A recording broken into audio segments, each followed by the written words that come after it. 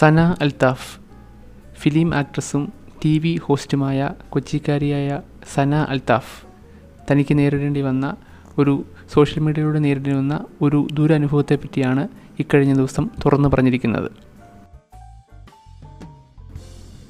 വിക്രമാദിത്യൻ, മറിയം മൂക്ക്, റാണി പത്മിനി, ഒടിയൻ എന്നീ സിനിമകളിൽ അഭിനയിച്ചിട്ടുള്ള ആളാണ് സന.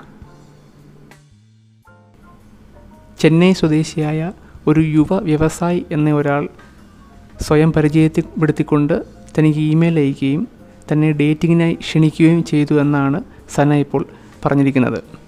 ഡേറ്റിങ്ങിനായി ദുബായിയോ മറ്റു പല സ്ഥലങ്ങളോ എവിടെ വേണമെങ്കിലും തിരഞ്ഞെടുക്കാമെന്നും അതിന് തക്കതായ പ്രതിഫലം തരാമെന്നും ഈ യുവ വ്യവസായി പറഞ്ഞുവെന്നുമാണ് സന തെളിവ് സഹിതം സോഷ്യൽ മീഡിയയിലൂടെ സന തുറന്നു പറയുകയാണിപ്പോൾ ഉണ്ടായിരിക്കുന്നത്.